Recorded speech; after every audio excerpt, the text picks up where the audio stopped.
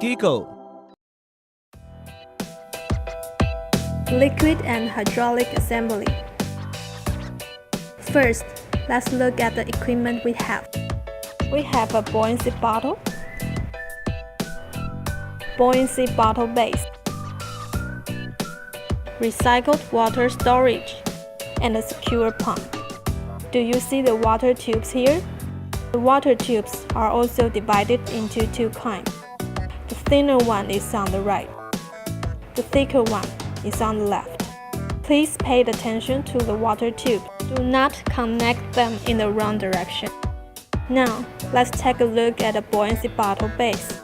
There is a smaller thread on the left plug. Please connect them with the thin water tube.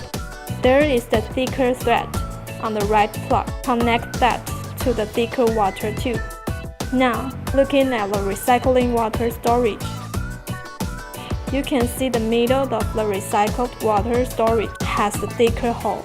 Connect this to the thin water tube. Next to the thicker hole are small holes. Please connect this to the thin water tube. Let's take a look at the secure pump. Here it is already pressed to the bottom. There should be no air or water in the connected pump.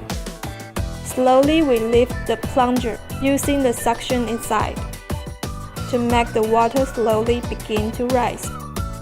Where did the water come from?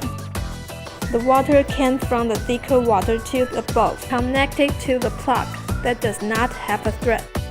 The connector has a special design with a switch inside. This means the water will only run into the thicker water tube and cannot flow back again. The tube below is to let the water flow out. Now press down the pump. Did you see the water flow out? Let's repeat that a few times. You can see the water level in the recycled water storage is going down. The water is going to the buoyancy bottle. When you release the pump, there is no pressure to force water into the buoyancy bottle. Now, because of the height of the upper bottle, there is an energy potential because the water wants to flow down.